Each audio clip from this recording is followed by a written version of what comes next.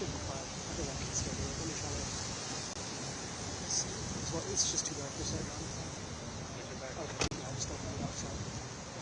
Yeah, it's starting to get dark out here, so that is.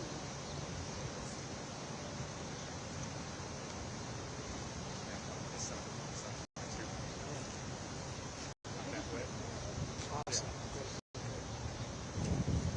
Oh, it's I'm sure you'll work there. Thank you. Appreciate it.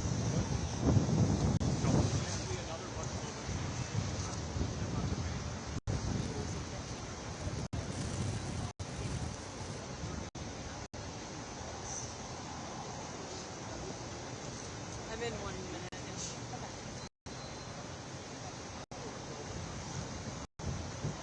We're on like 10%. Huh? We're on like 10%.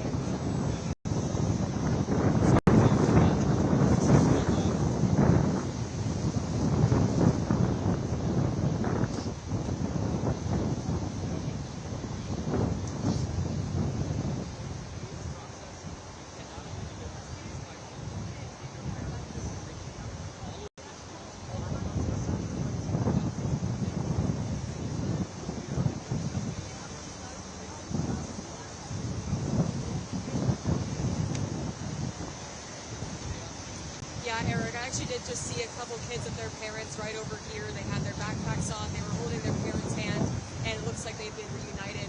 I'm not sure exactly the status of how many kids have been reunited and back to their families, but I have seen a couple now. Now, we're over on this side right by the quick trip, and we're here because we want to pay respect to the families, make sure that we're not in their space, not in their space and everything, just making sure that we respect them. But it is neat to see these kids finally back with their parents. And a moment that's really, really long and awaited for all of them today. And so we're going to keep you updated and try to see if any parents will talk to us, but of course, want to be respectful of their time and their time with their kids and everything like that. But it does look like some kids are finally being reunited with their parents. This is, hours after the shooting this morning. So for now, reporting live on Madison's East Side, Carol Hubbard, News 3 Now.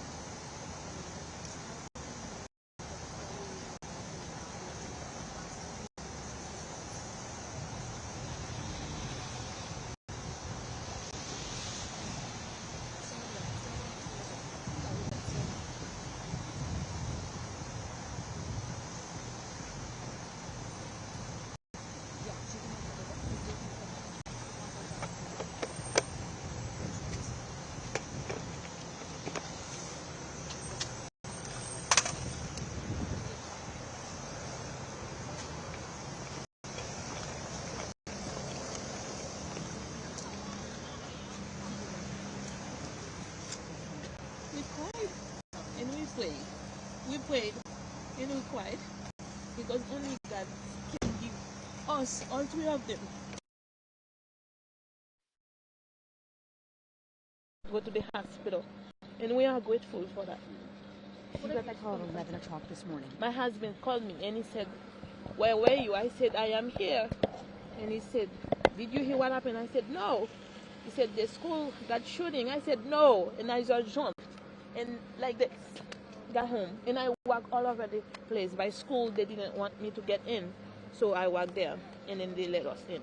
And all you could do was what? Pray? Yes. This is sad. We always heard in the news all over the place, but we didn't think one day that can happen to us here at ALCS. This is so tragic and heartbreaking, and I don't know what to say because we always send prayers, we always send thoughts, and then when are we going to stop doing that? This is not okay. If your kids are at school, they are not okay. If they are at church, they are not okay. If they are outside, elsewhere, they are not okay. Well, where are they going to be safe? What's your name again? Can you spell it for me? Mireille. M-I-R-I-E-I-L-L-E. And I'm sorry, I don't think I spell it right. That's okay. Start again. M-I-R-E-I-L-L-E.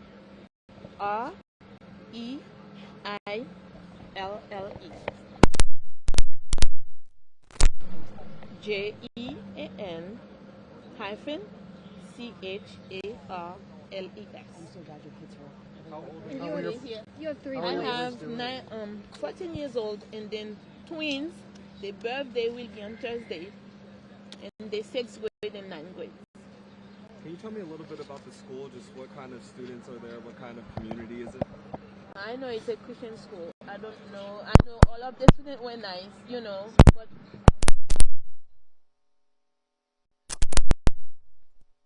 it was, so good.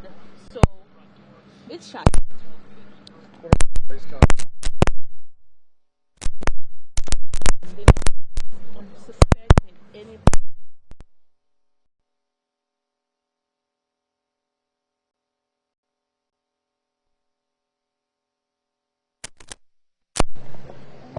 No, police. Police. Did they hear gunshots?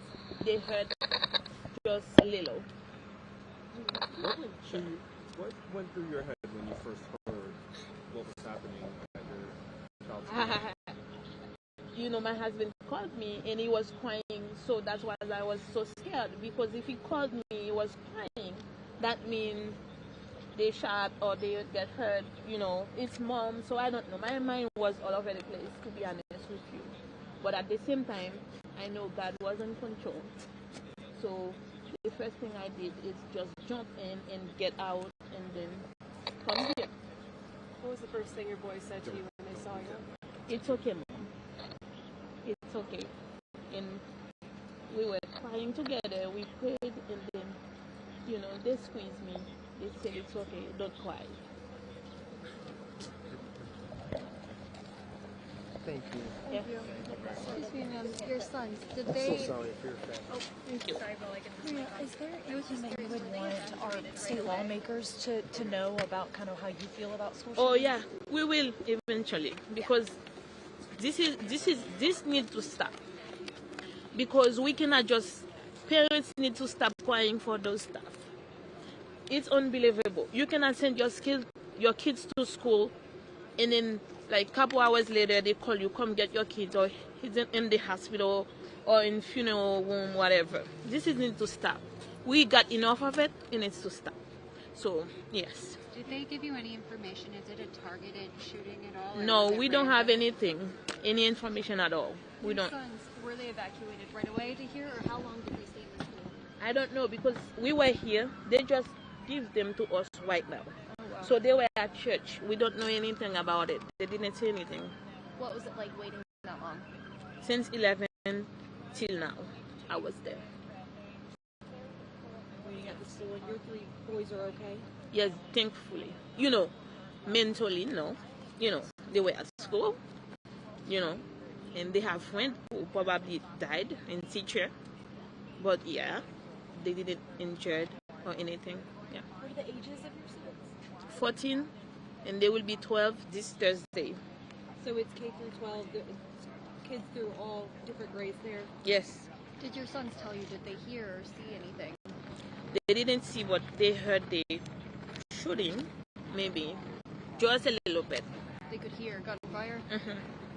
Knowing that your kids were this close to danger, what are you feeling right now? Still, because we shouldn't be in that situation right now. It's hard. And it's hard to process. It's very hard for me and for other parents and for people who lost the kids and for the teachers. My heart goes out to the family.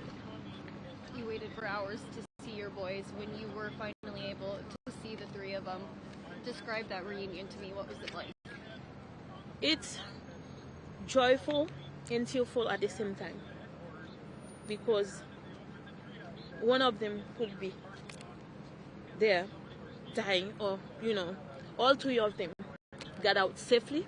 This is a blessing, and I'm not taking it for granted. Thank you. What's your name? Mireille. Will you spell your first and last name for us? Mireille. And your last name? Jean Charles. Spell Jean space Charles. Thank you so much, Mary. Did I say that right, Mary? Yes, Mireille. Can I just ask one more? I mean, there's a reality. You talk about the frustration that you have with the situation. There's a reality that your kids are going to have to go back to a school, eventually some school. What goes through your head thinking about that? It's going to be hard, and it's hard to process, and it's going to be for a long time, because nobody going to send your children to the same place a couple of weeks later. We need something to be done. We need to know how they're going to be safe before they can get back to the store. What are you going to tell your kids? What's that conversation like? Well, it's going to be a lot. The conversation is not going to be sitting down around like the safety, because they need somebody like every day, right from now till when they're going back to school, if they're going back to school, to talk to them about it, because I'm sure they will be scared to go back. So we need maybe therapy. It's gonna be a lot. It's going to be a lot. How are they holding up right now? They hear, the energy. They're so energized right now, but it's going to be like that because they were around friends, they were eating, watching movies, and they still kid. But my 14 years old, I think, old enough to understand stuff. You have some hard days ahead. Thank you. Thank you.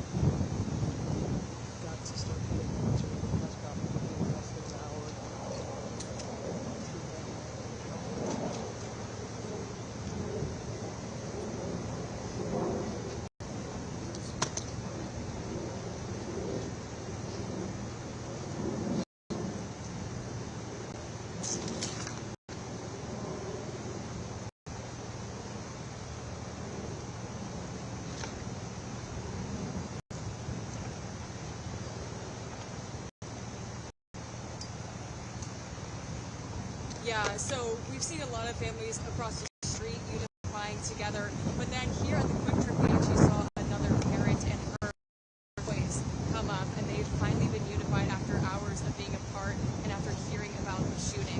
Now, the parent I talked to was just like any other parent. She was really emotional and just really happy to be with her kids, but also so sad that they have had to experience this today. She tells me that, they're going to have a lot of conversations about this and everything, but right now they're just really happy to be together. And so we're definitely going to show you some of the video from that here in a little bit. But, one of the questions I asked her was, what was the first thing your boys said to you when they saw you? And she said, that they were like, Mom, it's okay. We're okay.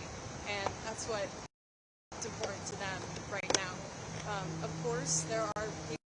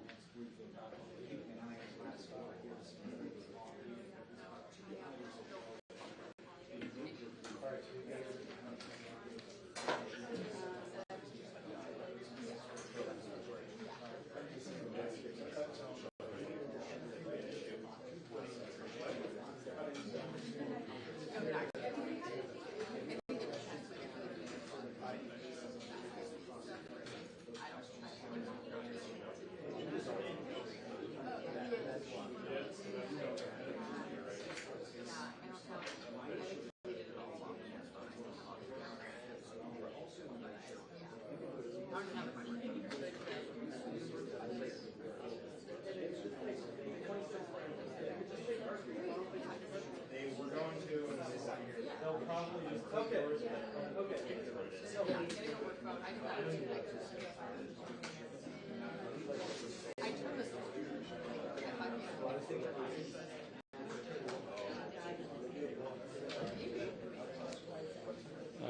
Did I miss anyone who wanted to ask a question?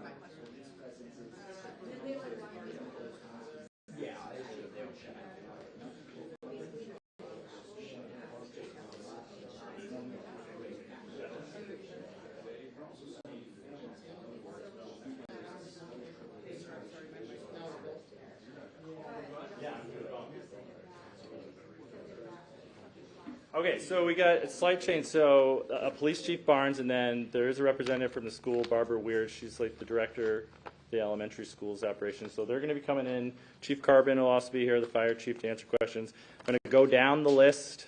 So we're going to get everybody, but just like when I say your name, just say your question and we'll make sure to answer it, okay? Yes, W-I-E-R-S, Barbara. How do you spell Barbara? B-A-R-B-A-R-A.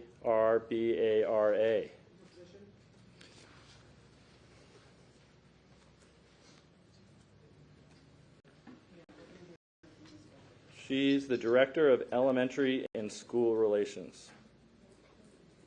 So it'll just be 2 minutes now.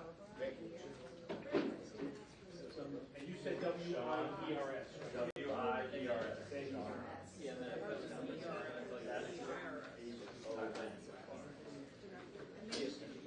Elementary and school relations. I'll talk to you guys later.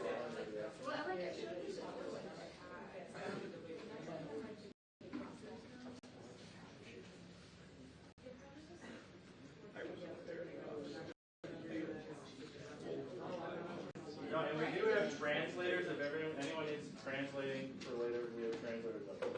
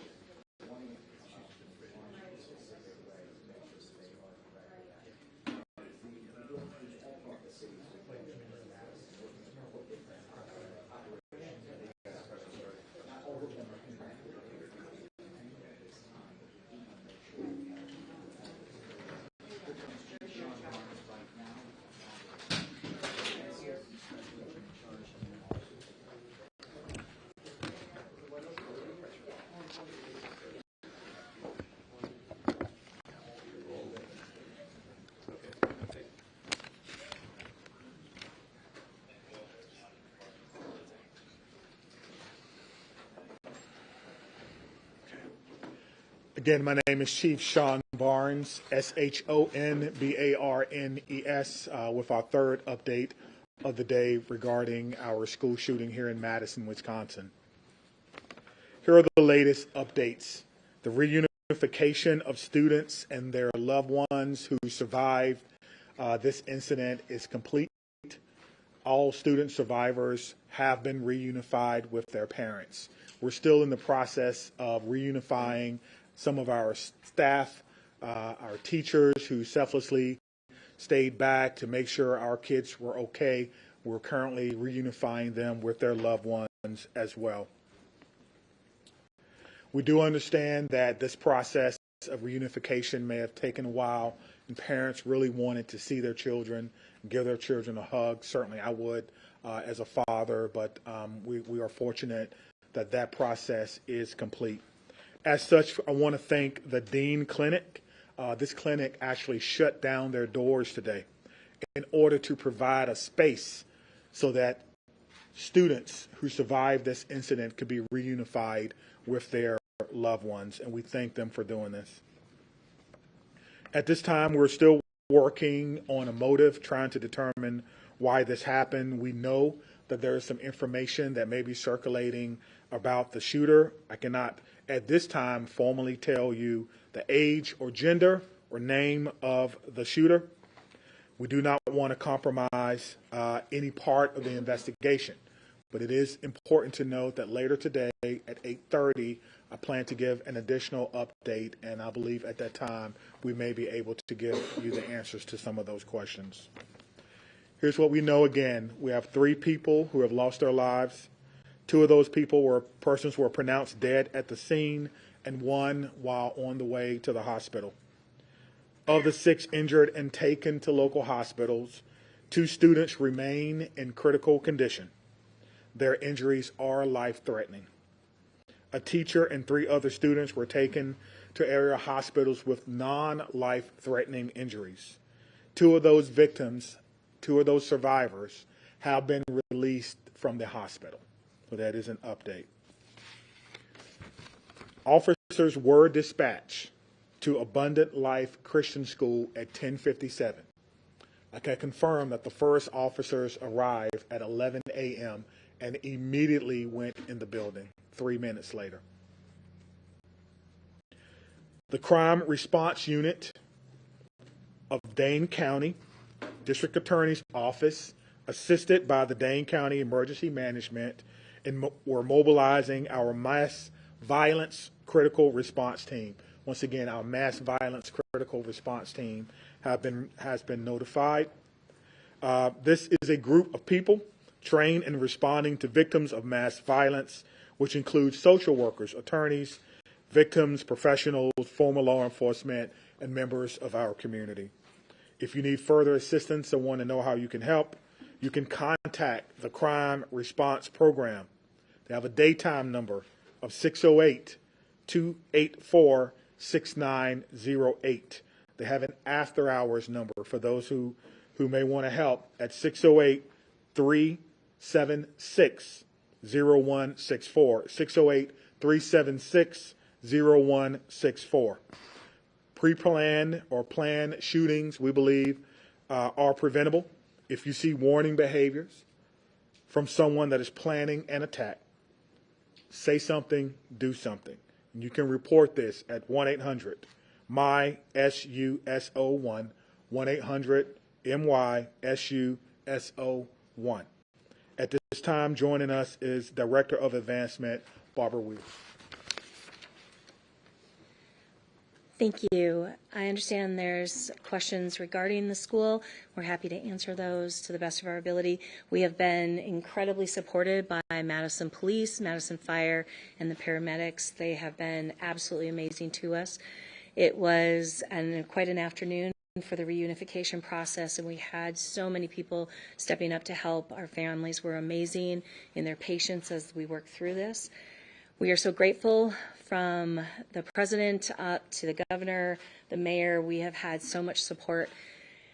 This has obviously rocked our school community, but we know it affects not just our school community, but Madison and the greater area and all schools. And so our hope is that there will be some good that comes out of this as we can learn and grow and continue to support other schools.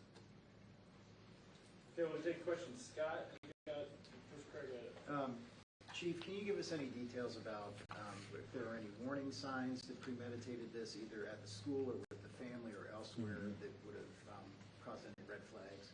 Yeah, that's what the officers and detectives are working on now. Hopefully this afternoon at our fourth press conference, I'll be able to answer that a little bit further. But right now, I cannot tell you. They're still talking to parents who are cooperating. And so hopefully we'll be able to give you a more detailed response as to any warning signs or anything that we may have possibly known prior to this. All right, Maddie from WISC.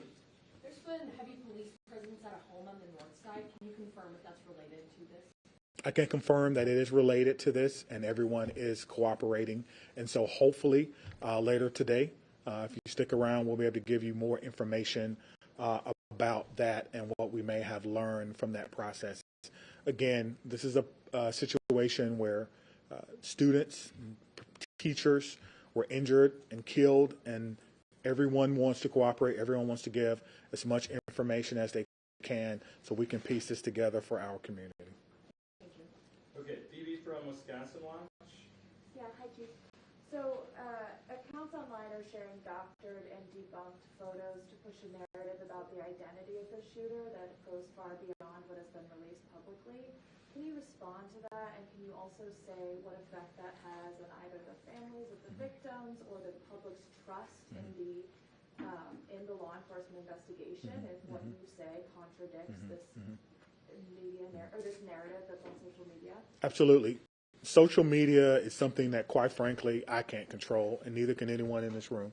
Everyone in here is a trusted and respectful journalist, and your word means a lot, which is why we're doing our third press conference of the day to get the actual truth out to what has happened. We have a PIO, 3 of them, working today to make sure we have information. I will say this. If you're listening to this or you're at home and you're thinking about reposting or sending something that did not come from someone in this room, a trusted and respected journalist, or did not come from us, please don't do that. Because to answer the second part of your question, what that does is it does help erode the trust in this process, and that's all we have. And also, it could further fan the flames, if you will, of misinformation and of fear at a time where we need to come together and not be divided by anything. All right, WMTV. Hello. Although unfortunate to ask about, were there any lessons learned from back in May from the Mount Horeb shooting that you guys used in action today? Yeah. So we were not, that's not my jurisdiction, and so I won't speak to anything that we learned at Mount Horeb, but I will speak to 25 years of law enforcement.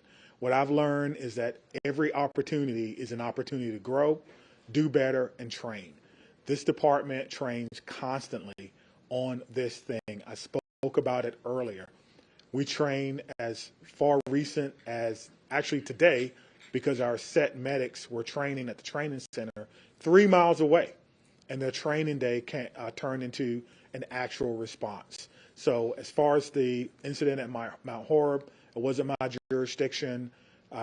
So the only thing that I can tell you is we try to learn from everything and try to get better. Even this one, we'll do an after-action debrief once everything is done, and we'll talk about how we responded. Is there anything that we can do better? Continuous improvement is one of our core values, and we take that very seriously. All right, Laura from the Journal-Sentinel. Do you have any idea where the gun came from? Was it, did it belong to the shooter? Did it belong to parents? I do not know. That's part of the investigation process.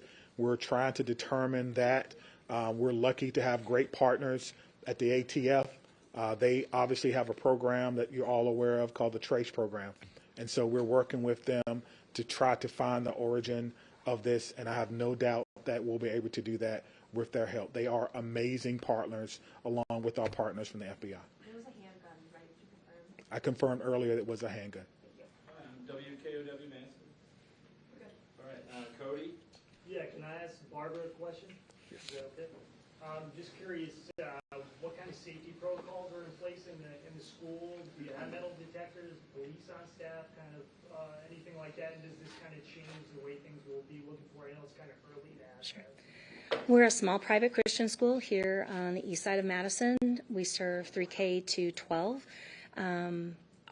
We have had an amazing partnership with the DOJ and the Office of School Safety because they have done trainings. They've provided school safety grants, and we have participated in both of those school safety grants to harden our school, if you can use that language.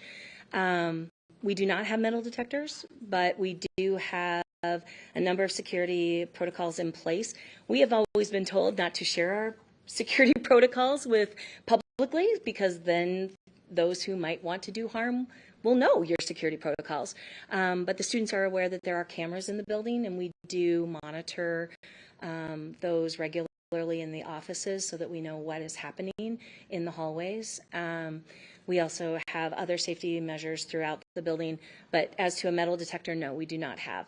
We do abide by the policy of visual scans every morning as students come into the building, so every student is visually scanned before they go into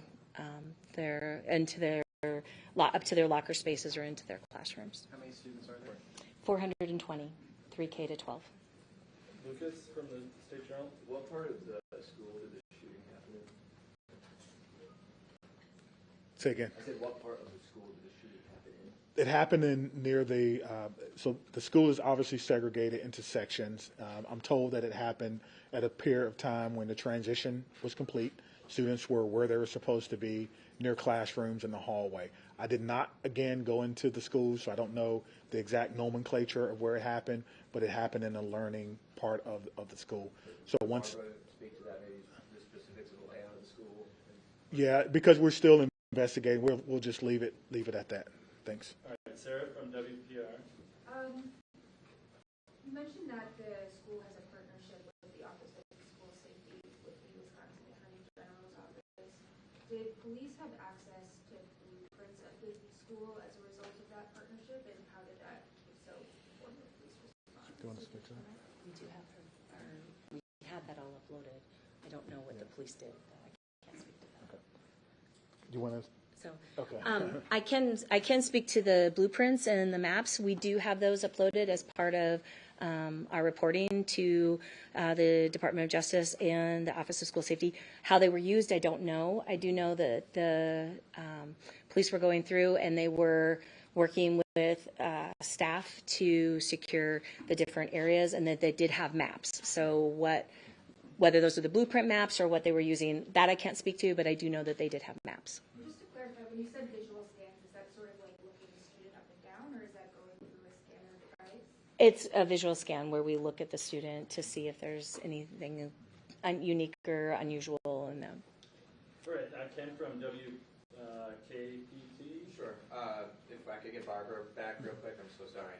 I don't know if you've had a ton of conversations with parents or staff members today, but what is the prevailing thought or message that they wanted to impart to you in administration? Sure.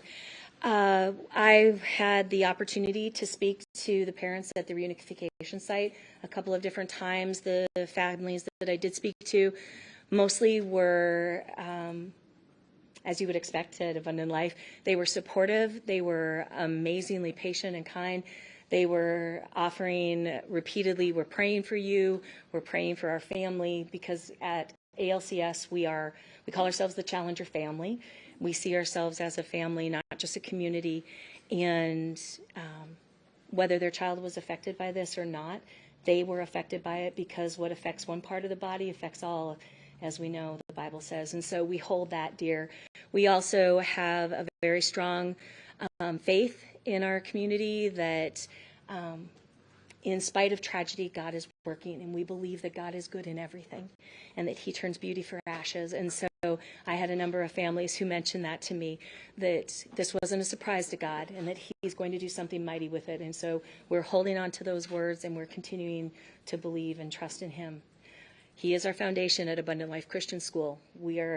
We exist to bring and to build disciples of Jesus Christ, and so we have complete faith that he will carry us through this. All right, Danielle from Cap Times. I have another question for Barbara. Sorry to bring it back up. Yep, that's fine. So what details can you share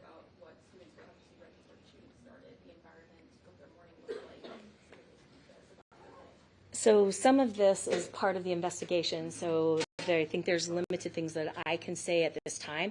Once the investigation is complete, obviously there will be more that will be shared. We certainly don't want to say anything that would impede MPD. Yeah. That would be critical. So I will actually step aside and let the Chief Barnes speak to that because he is the lead for that. Yeah, I don't have anything to add. We're certainly working to get as much information as you can. We'll do a fourth, I think, press conference today, later on today, I think at 8:30. And so hopefully we will have a little more information for you. Okay, Davey with PBS Wisconsin. Chief Barnes, were there other search warrants executed today in addition to the house on the north side? I'm not aware of any. All right, Carl from NBC 26. Yeah, I have a question for Barbara. Was the shooter at school at the beginning of the day, or was there a forcible entry later in the day? We believe that. I believe that's a you question. Yeah, we believe that the shooter was at school. We have no information that there was some type of breach to the school. Okay, Jenna from WMTV. TMJ4? Yep, sorry. Okay, that's okay. Question for you, Barbara, if you don't mind. Can you just talk about, Chief earlier mentioned how teachers and employees and staff really follow the protocols that you guys have practiced in place. I know that this is an emotional event, obviously for students, but those teachers really take it to heart when they are sitting there protecting those little ones at the school. Can you talk a little bit about what they did right in this situation? Obviously this is tragic, but unfortunately we've seen school shootings play out that are far worse than what we saw today. So it's timely that just prior to the start of the school year, we had a retraining. We train on this. We do lockdown drills. We do evacuation drills as part of our standard drill protocols. Our students are versed in that. Our faculty are well versed in that. The training that we did with MPD at the very beginning of the year, prior to the students returning to campus, had some new updates, and so we had looked at some of those things. So I think everything was very fresh for our faculty. We follow the protocol of always keeping our school doors locked, and so that is one of the things that makes it quick and easy to secure a room.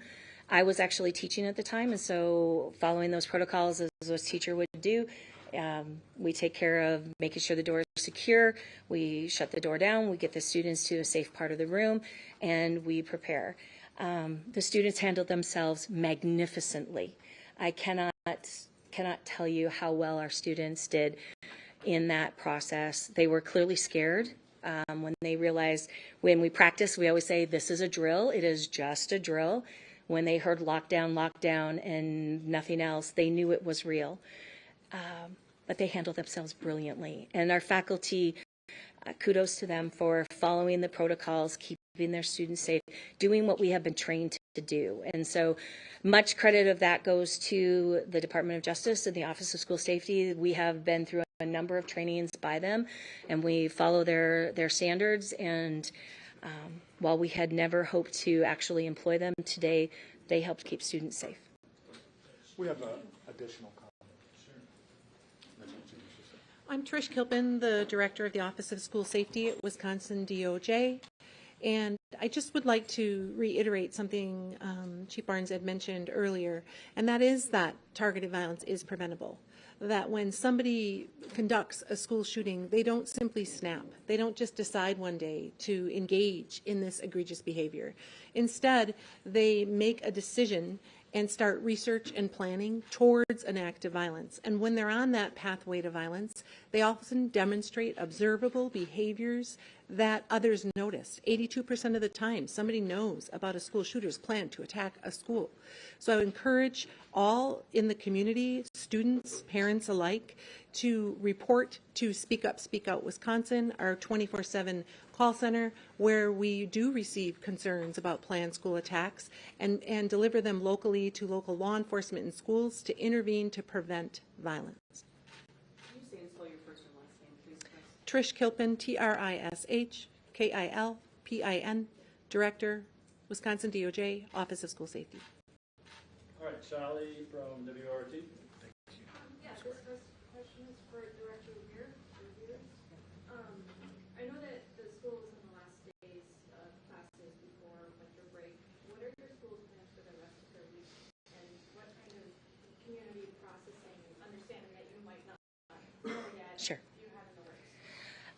So at this time, the school is a crime scene, so the students nor staff can be on site. We want to make sure that we work in tandem with Madison Police and have them do everything that they need to do. So we will abide by their standards, and when they say we can be back in the building, we'll return back to the building. We do have a goal of trying to get our staff together here early in the week and then try to have some community opportunities for our students to reconnect before the holidays. Whether we will return to classes this week, because this was our last week, we were done on Friday, is still to be determined. I do know that there is talk of a public vigil down at the Capitol. We are so grateful that we have this amazing support from the community, and so we thank them for that. Our families will, I would guess, participate in that, and I'm sure that as we move forward, we will have more plans of what we will do specifically for them. Our focus today was the reunification of getting kids to their families. All right, we don't have too many more. Whitney from CNN. Through the parents' cooperation, and I know you're reluctant to talk about what it is once there's so much to know, but have they given you any indication that they know perhaps what the motive is? They're still in interview, so we don't know what they're telling our detectives. I can only tell you that because they're still in interview, because they're still talking, we are getting cooperation from them. As to the specifics of what they're saying, we don't know that. One of the things that we try to do, that we've learned doing interviews with people who are cooperative, is not to interrupt. And so I would not want to interrupt the interview just to give information. We'll come back a little later. If we can have more information, we'll do that. Thank you. All right, Rob from Fox 9. All right, Adam from CBS Milwaukee. Hey, the chief, right in front here. What can you tell us about whether these victims were targeted at all, and are there cameras inside the school? Yeah, I think whether they were targeted or not would speak to motivation, and we don't know that answer just yet. But I do believe the director stated that there were cameras inside the building, public space cameras.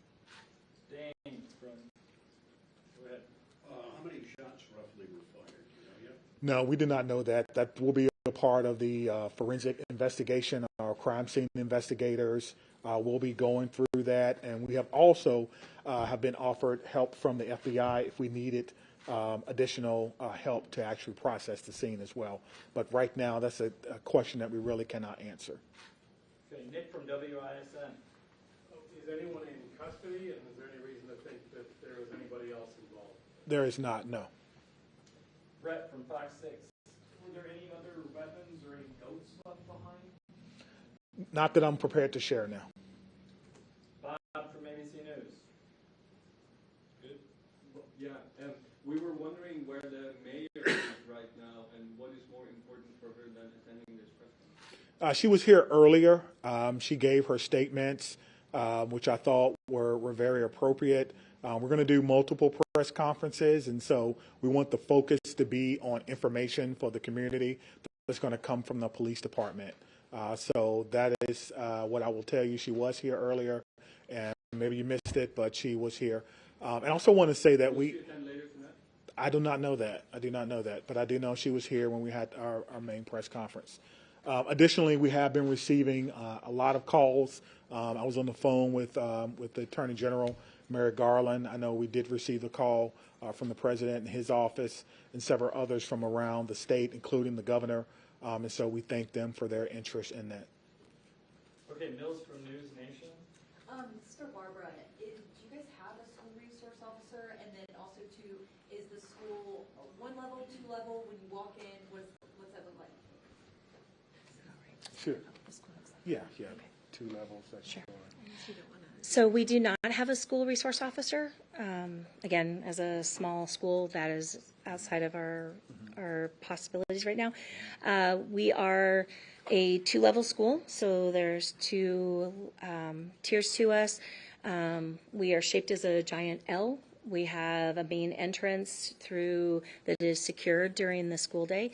So anyone coming in after school hour, when school starts at 8:05, would need to buzz in and be let in. All right, I'll let Chief Barnes close this out, and then we'll be back at 8:30. So again, I want to thank everyone for being here, Chief, everyone for all the support. This has been really a day of collaboration, a day of preparation, a day in the making that we hoped would not happen. Again, as someone who was a former public school teacher, teaching history for 4 years in a public high school, as someone who's a father, this is a tough day for me. It's a tough day for our community. It's a tough day for everyone. It's a sad day. It's a day that will be certainly etched in the collective memories of everyone in Madison, and just another example of what can happen in our country. We have to do better. We have to collaborate with each other. We have to understand the warning signs, and we have to use our resources when we see things that may be going wrong or someone who may be going off the beaten path. That's the charge really to our country now, and we have to do a better job of taking care of each other. And so all children have been reunified with their parents, and these children are now the latest group of survivors of a school shooting, this time, unfortunately, in Madison, Wisconsin. We will try to come back around 8:30 with additional information for our fourth press conference of the day. Thank you for being here.